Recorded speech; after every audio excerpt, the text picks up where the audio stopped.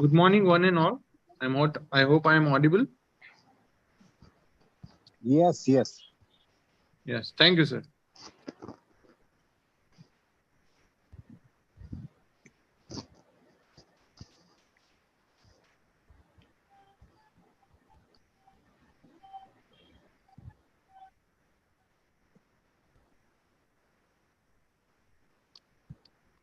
So, good morning, everybody. A very warm welcome to all of you. Today, in our PhD webinar series, we have our 19th speaker with us. And I am very happy that we are running this PhD webinar series consecutively. First, I would like to welcome our All India President, Dr. Arvind Deshmukh, sir, to speak few words.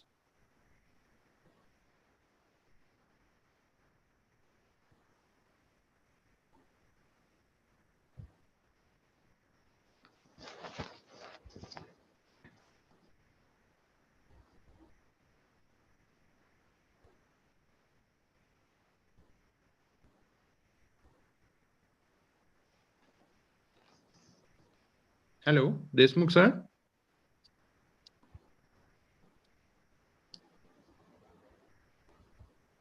Hello. Yes, sir. Yes, sir. Can you hear me? Yes, yes, I can hear you now. Yes, yes. So, really, I'm very happy that young generation from different corners of India are participating in our series and disseminating knowledge of their research to many individuals which are waiting for the research. So, good environment will be created in India. And we are felicitating such participants by giving certificate and memento. Today, I take an opportunity to make an appeal that among the listener, if anyone is there having done PhD, young, and want to present on our platform, he or she is welcome. Thank you, Meghna, again, for coming on this platform and participating in this good event. Thank you. Thank you very much, Deshmukh, sir. Thank you. With the permission of you, I would like to introduce our today's speaker, Dr. Megha. Megha ma'am is currently serving as assistant professor at PG Department of Biology, Sri Narayana Guru College, Chellanur, Kozhikode, Kerala. One very important thing I would like to point out, Megha ma'am is our 19th speaker and she has received Young Scientist Award from IJRULA in 2018. Megha ma'am is a design patent holder in nanotechnology-based dipping system for water purification. Ma'am has also received one consolation prize in International One Health Graphic Design Contest organized by United Nations Development Program UNDP India in 2022 itself. Ma'am has also received third prize in poster presentation in National Level Science Fest from Sri Narayana Guru College. Dr. Megha has published more than 14 research papers in various national and international peer-reviewed reputed journals. I welcome our today's speaker, Dr. Megha. Thank you, Mr. Jay, for the warm welcome. Thank you. I hope I'm audible. Yes, yes, loud and clear. Yes. So a very good morning to one and all gathered here. I would like to thank Microbial Society of India and the organizing committee for organizing such wonderful PhD webinar series. And also I thank them for giving me an opportunity to present in this beautiful day. So without further ado, I would like to start my PhD topic, that is bacteriophage as microbial tracer and biocontrol agents in water sources. In this occasion, I would like to remember my research supervisor and joint supervisor, Dr. Muruganes, Associate Professor, Department of Biotechnology, KITS, and joint supervisor, Dr. P.S. Harikumar, Senior Principal Scientist, Water Quality Division, CWRDM, Calicut. So as we have a little time constraint, I think I'll just introduce the topic very fast.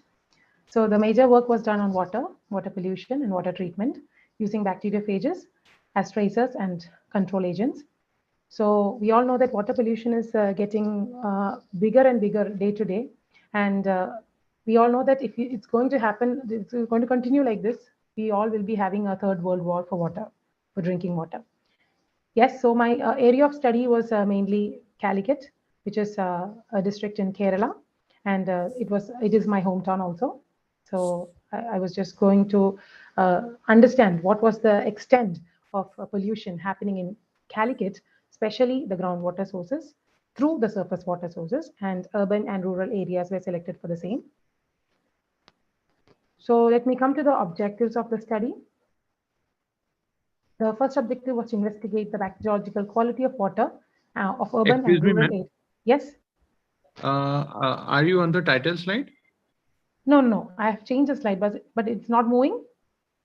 Yeah, we are on the title slide only, I guess. So Okay. exit from presentation Yes, mode and check. I'll do it once again. Please just wait. Actually, I've changed the slides, but I don't know why it's not. No worries. Please take your time. Yeah.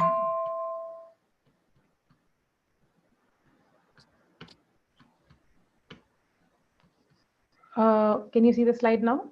Yes, very Yes. nice. So Please this continue. is the objective slide that I'm talking about.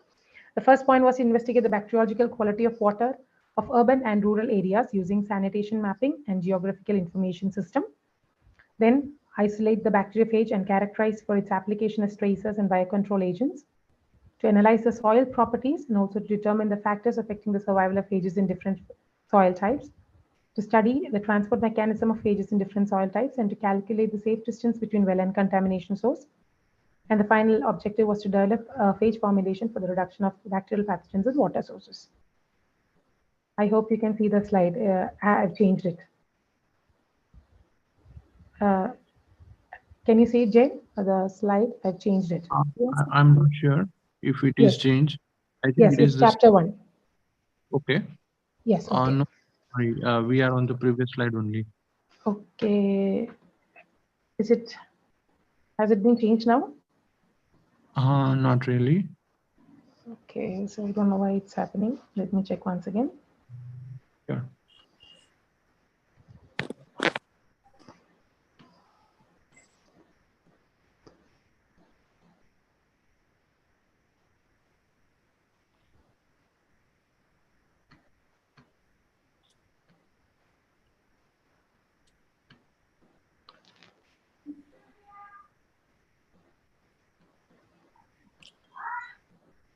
Can you see the slide now? I was able to, it just disappeared. Yes, now it is, we can see. Perfect, ma'am. Yes. Okay. Done. So I hope if the slide is not changed, please inform so that I can see to it. Sure. Yeah, okay. So the chapter 1 is bacteriological water quality profiling of a rural area in Kozhikode district. And here, before going to the introduction part, I would like just to minimize and say you that Kozhikode district is actually having many panchayats and municipal corporations, but especially for my study, I selected Kodiyathur, which is a Grama Panchayat in Kozhikode, Kerala.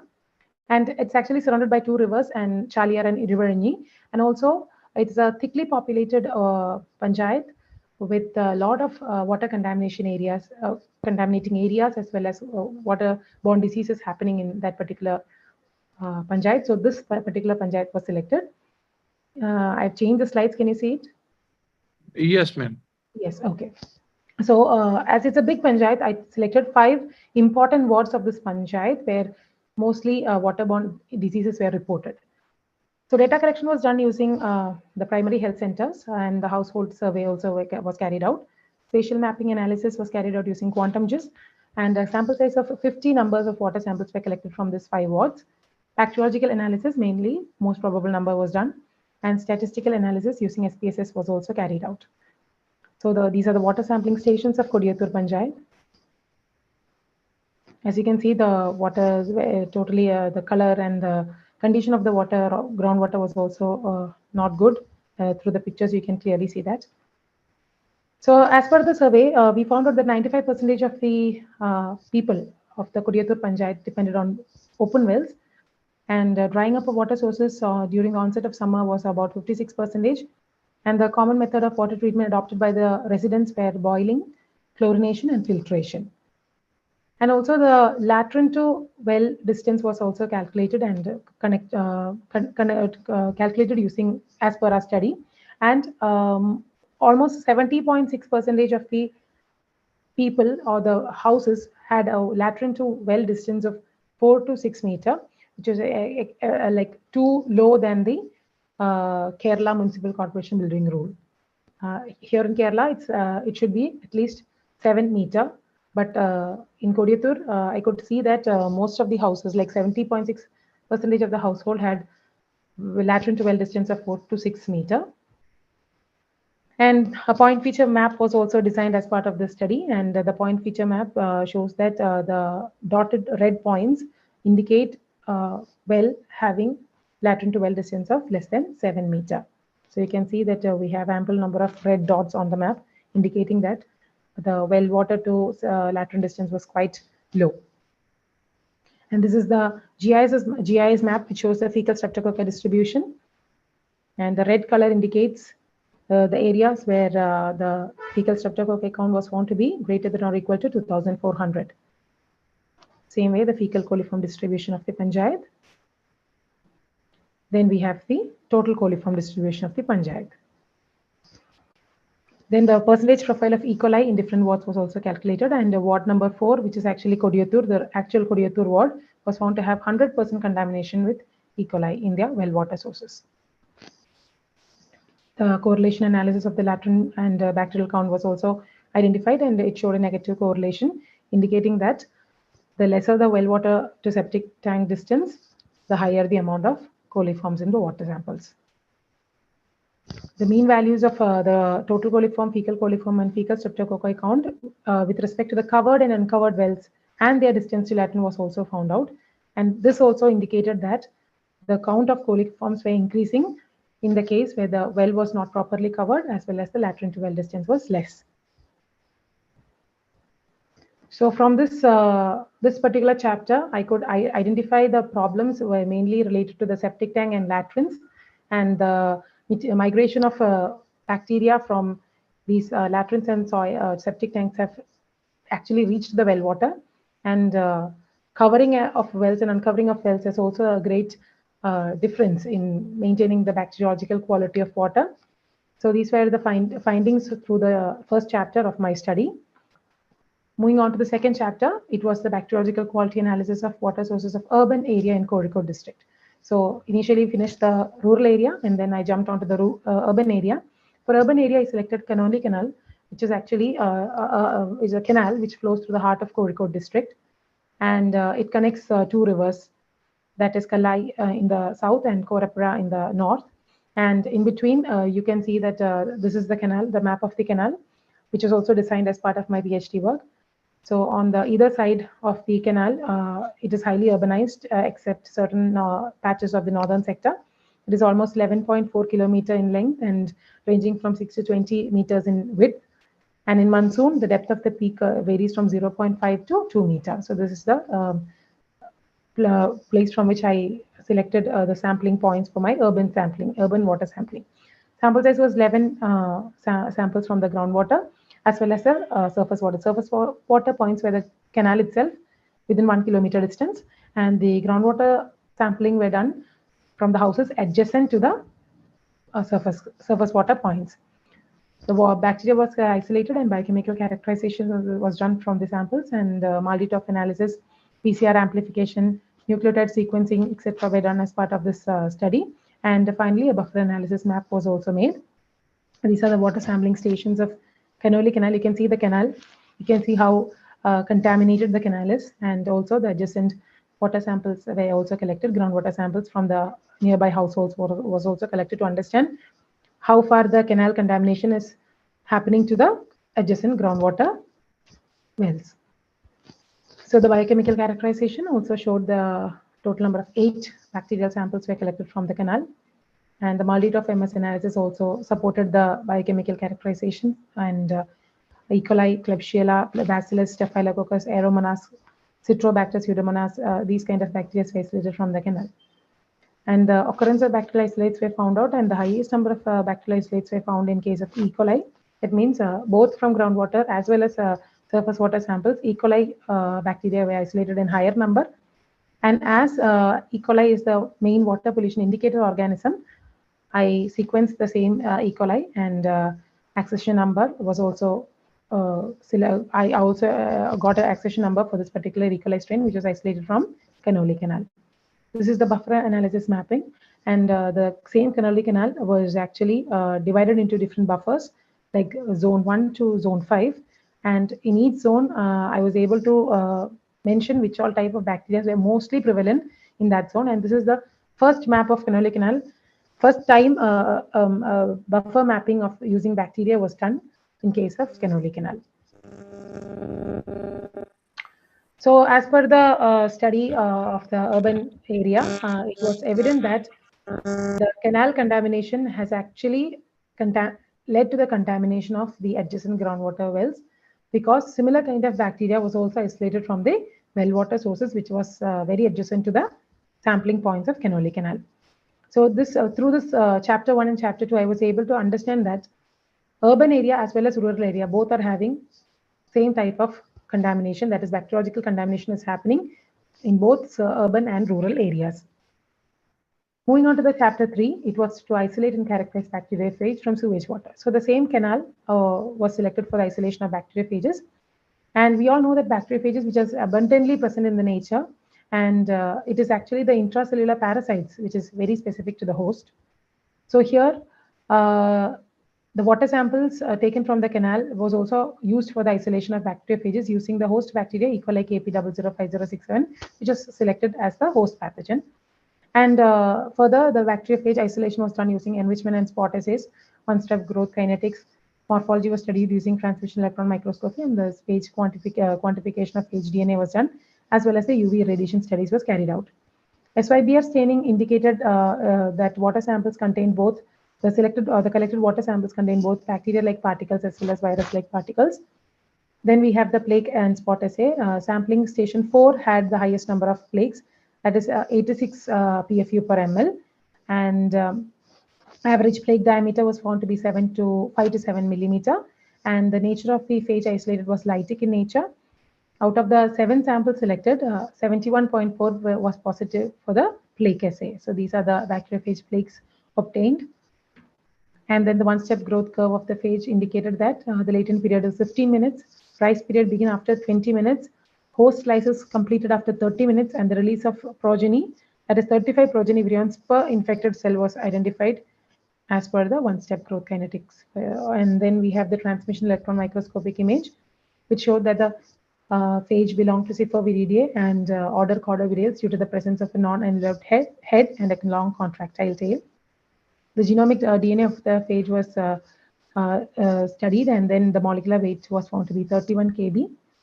The first survival rate of UV exposure for it was understood that for about 60 minutes of time when the phage was exposed to UV, there was a massive reduction in their growth. So in this chapter, I was mainly focusing on characterizing the particular phage, because in the upcoming chapters, I'll be using this particular phage as a microbial tracer and biocontrol agents. Moving on to the next chapter, that is chapter 4, bacteriophage as microbial tracer to estimate the safe setback distance between well and contamination source. Here, as I told you, from chapter 1, you could have understood that septic tanks or latrines or leach pits are one of the main source of contamination. That is, latrine to well contamination is happening mainly through these sources. So as I mentioned earlier, in Kerala, we have the Kerala Municipal Building Act rule, which says that the well to latrine distance should be 7 meter, minimum of 7 meter distance should be there. But then many of the people are not taking care of the situation. So I thought, what are the features that we can add to understand what is the actual distance between latrine and well, based on the soil types. So here, the soil samples were also collected, 11 soil samples, and the soil that is in Kozhikode, we have many areas with different soil profiles. but 11 important soil profiles were selected, and the soils were characterized based on their soil pH, conductivity, texture, bulk density, etc. And further, the same type of soils were used to understand the survival studies of phage. That is, the phage, how far the phage gets affected by different types of soil pH, temperature, moisture content, and time of exposure. ANOVA studies were carried out in this work. Batch option studies were carried out, and packed soil column studies were also carried out to find out the safe distance between well and contamination source. So as per the physicochemical parameters of soil, these are the results that I obtained: the sand percentage, clay percentage, silt percentage, pH, conductivity, and the bulk density. Then the spatial distribution of the soil, you can see I've collected the soil from the Canoli Canal, nearby the areas of Canoli Canal. So I could say that out of the 11 soil samples collected, 45% of the soil samples were found to be loamy sand, 28% sandy clay loam, 9% sandy clay, 9% sandy loam, and 9% sandy in nature. This is the graphical representation of which shows that how the variation in pH, temperature, and soil moisture content and contact time has a difference in the phage survival in different types of soil. Then two-way ANOVA results for the same pH, temperature, moisture content, and contact time. Then here comes the important result, that the adsorption isotherm parameters in different soil parameters. That is, you can see that the highest absorption or the absorption of the phage happened in sandy clay soil with a KF value of 82.794. So these are the graphical representation of the adsorption isotherm. The horizontal and vertical safe distances were calculated as per this result. So here I could say that the safe horizontal distance and the safe vertical distance in meters, that is as per the column study, as per the horizontal lab scale study. In sandy soil, it should be like about 22-meter distance between the latrine and this and the well water. In sandy loam, 16-meter distance. Loamy sand type of soil, 12-meter distance. Sandy clay, 6.5, and sandy clay loam, it's 8. So depending on the absorption of the phages onto the soil, the distance they can move in the soil is also limited, resulting in a lesser distance travel by in a sandy clay soil, so that the well to latrine distance can be maintained at about 6.5 meter in a geographical area with mostly sandy clay type of soil. So this was the findings of the chapter 4. Then as per this chapter, I could say that whatever type of soil you have at your home, or like what kind of soil geographical area you live, you first have to understand what type of soil you have. Only then you have to decide what should be the safe distance between well and your latrine or a septic tank or whatever it is. So through my study, I was able to show that the Kerala municipal building rule, which says 7 meters are enough, that is, it's correct for the safe distance is correct, that was wrong. I was able to prove that it was wrong through my study. So moving on to the final chapter of my PhD work, that is bacteriophage formulations for E. coli reduction in water sources. Here also I took the E. coli as my bacteria of concern, or the host bacteria, because here as per BIS, water pollution indicator is E. coli bacteria. So initially I started my work on E. coli. So I continued and I ended up my work in using E. coli as a host. Here the main problem was that what if this bacteriophage, which is used as a tracer, or what if the bacteriophage reaches the water source? If it's like I'm using it as a tracer, so obviously it will reach the water source, right? So what will happen if this particular bacteriophage reaches the water source? So traditionally what we use is water disinfection is done in Kerala and most part of India. I know that it's bleaching powder. We chlorinate the water to as a treatment model. But see, the disinfection resistance, chlorination is actually forming many carcinogenic byproducts. The taste of the water changes. We have skin irritation. Sometimes we have hair fall. These all kind of issues are happening if you're continuously using chlorine as a disinfectant. And overuse of disinfection resistance is also happening, as well as the emergence of antibiotic resistant bacteria is happening. So a lot of things are happening in our water sources. And I understood that phages can be a promising candidate in disinfection process. And The target bacteria was here used as E. coli, the same E. coli was used. Antibiotic susceptibility testing of the particular E. coli was done. Phage was not directly introduced into the water sources. Instead, I immobilized them on activated charcoal and alginate beads. And the presence of the phage in the immobilized charcoal as well as alginate bead was understood, or their live position was understood using confocal Raman microscopy with AFM. The shelf life of the phage formulation was also studied. Production study was done using the batch and column, and UV action spectrophages was also taken. So these are the phage immobilized beads, that is charcoal, activated charcoal, as well as the alginate beads. The phages have been immobilized in this. And then phage charcoal, phage bead column, packed bed column studies was carried out. And also the antibiotic susceptibility pattern of E. coli was carried out. And this particular bacteria was found to be highly resistant to piperacillin and ceftazidime, imipenem, etc., which is commonly taken as antibiotics for this kind of infections. The Raman spectra of nuclei and protein. See, you can see that this is the Raman micrograph image of immobilized in charcoal, and here there is a visual image as well as the Raman charcoal image for both uh, alginate bead as well as charcoal, activated charcoal immobilized phages. And here the red color and here the red color and the yellow color indicates the nuclei as well as the protein content which is present inside the charcoal as well as the alginate bead, indicating the presence of phages inside the bead as well as activated charcoal.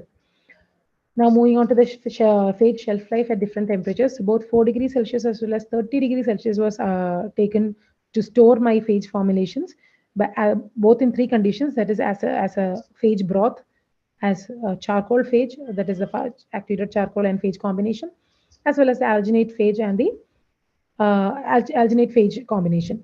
So the studies indicated that the phages were the survival rate of the formulation was more at 4 degrees Celsius. That is, if I refrigerate it, it's well and good. The phages are still intact inside the immobilized carrier. And rather than in 30 degrees Celsius or the room temperature, the amount of phages were getting minimized, and I think it could survive up to only 5 months or something, rather than in the refrigerated condition, the phage combinations were able to survive like almost 7 months. So regarding the phage treatment study, the phage charcoal was found to have the major disinfection effect. That is, within 12 hours of disinfection, 100% of E. coli was being reduced using the phage charcoal combination. Then came the phage, alginate phage, which was about 80, 70, 79 or something like that. And the alginate, the free phages were also able to disinfect, as we all know that that can happen. Free phages can equally disinfect the bacteria. But then I fixed on to phage charcoal combination because this particular phage charcoal combination was highly effective in removing bacteria 100% within 12 hours of time. And that was a great result as per my study. And ANOVA, these are the results of ANOVA. The percentage removal of E. coli in packed bed reactor. Here also, I could say that in a packed bed reactor, the same way, the charcoal phage had the highest disinfection removal, but it took 18 hours instead of 12 in the normal way of treatment. This was the column study which I did, and it took 18 hours to get a complete disinfection. And for alginate phage, it also took almost 18 hours for the complete disinfection. UV quantification study was also done, which shows that the removal of the way the phages are coming out of the treatment, or how they are, what is the survival after the treatment, that was what understood through this kind of quantification UV spectrometer.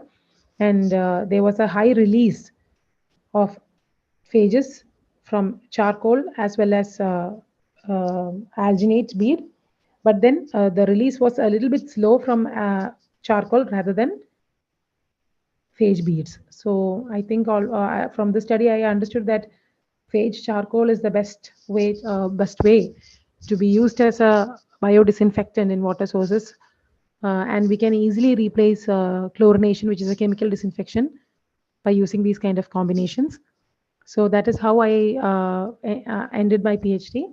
So coming on to the summary and conclusion, this research was focused on evaluating the potential of bacteriophage in contaminant transport and biocontrol studies for managing water pathogens. 77 water samples, 77 water samples, 11 soil samples, both from urban and rural areas, were studied as part of this study. Bacteria isolated from this canal was predominantly the strain of E. coli, and this particular E. coli was further used as a host pathogen for bacteriophage isolation. Also, the antibiotic susceptibility profiling of this particular bacteria showed that it is a multi-drug resistant bacteria. The phage, which isolated and classified as part of the study, was from the family Syphoviridae and exhibited a lytics activity.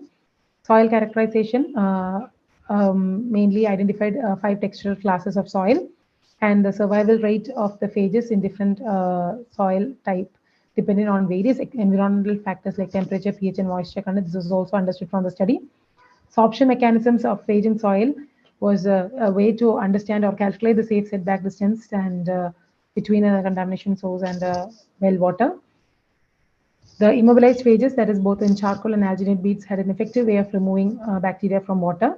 And as majority of the people living in my study area depended on open wells and latrines, consuming these kind of water without proper treatment will result in outbreak of waterborne diseases in these areas, resulting in heavy mortality rate.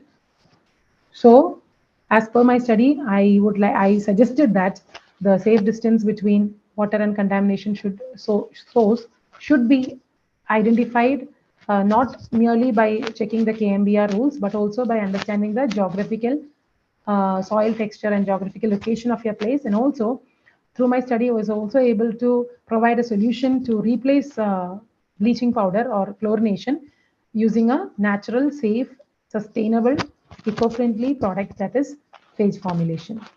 So these are the references, and I would like to acknowledge the Kerala State Health System Resource Center, SHRC Trivandrum, for partially supporting my PhD work. Thank you. Thank you very much, ma'am. What a fabulous piece of work. Something which is very much applicable to the society. Very nice, ma'am. Thank you. I hope I sticked on to the time. Yeah. Very much. Now, I would like to ask in the audience that if you have any questions, kindly unmute yourself and you may ask the questions.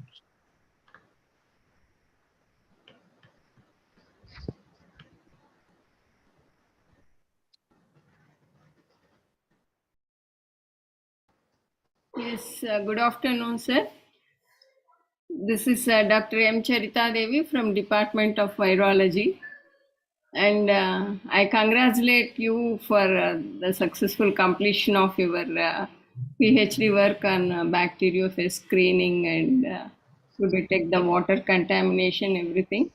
And did you sequence the phages that you have isolated? I would like to know whether you have sent those phages for sequencing, or based on the electron microscopic studies only you have identified those phages. Hello, ma'am. Thank you for this question.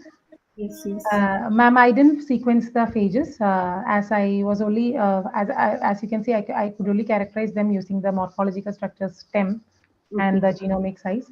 Other than that, I didn't sequence the phages. If it's my advice, because you have carried out a good piece of work. So my advice is you can go for the sequencing of that particular gene, and you can clone that particular phase DNA, and you can make use of for further studies also. It's my advice. If Yes, you ma'am. Thank you. for further work. Yeah. Thank you very much. I'm also planning to do the same, ma'am, because Yes. I've not stopped with this. I'm just further doing my research So along with my students. So many Yes. things we can do with this bacteriophages. Yes, ma'am. I'm also encouraging my students. I'm working as assistant professor now, so I'm encouraging my students to continue with this bacteriophage research. Yes, it's nice. Thank you, ma'am.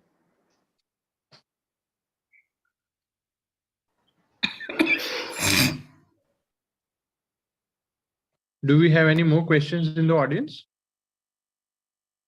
Please unmute yourself Yeah. and use the question. Yes. Alternatively, we can also use the chat box. Yeah, this is Dr. Malini Basu from Kolkata. I have a real look forward for a suggestion from ma'am. In the undergraduate, I am from the Department of Microbiology, Jubota Dhaldar College. We use the phage isolation kit. I mean, every year we have to buy and things and not available sometimes within the CBCS time schedule, etc.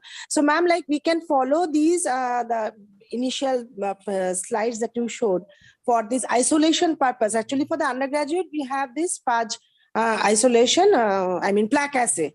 Plaque assay, yes. Yes. So, we can try out the techniques that you have described initially. Yes, ma'am. It is like it's very possible that you can get phages from the direct method, that is the plaque assay, without the kit, because I have isolated most of the phages, and all these studies was carried out using the wastewater and the direct isolation through plaque assay. I didn't use any kit, so it is actually possible, but a little bit of time consuming, because the phages have to get used to this laboratory setting, and then it takes a little bit of time, but then it is very possible. And as for UG students, they can easily isolate this because they have time. They have the patience to do it from lab. So they can, if the first time it didn't come up, also don't worry. The next time it will surely show. The plaques Okay, will so slowly. collection time, which would be better? During the 365 days. During the year, which part of the year it is better to do the sampling and things like It's that? better during the summer season, because monsoon season, the problem is there will be quite a good flow in most of the wastewater canals and all. So better go for the wastewater canals, because there's a ample possibility of getting phages than from the river water samples. River water samples, I'm not telling that you won't get it, but you can make sure that you will 100% you'll get phages if you take wastewater. And you Okay. can use the same host bacteria from that particular wastewater itself to give them as the host pathogen. Okay. Yes. Thank you very Okay. much, ma'am. Hopefully, we'll have ma'am's email ID or something contact. Like I am Yeah, Yes, asking yes, about the yes. license. Sure. Megha ma'am will just type her email ID in the chat box. Yeah, I can do that.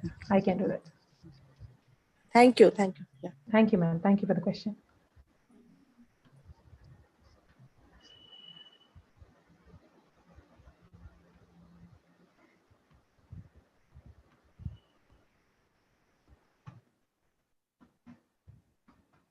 Do we have any more questions in the audience?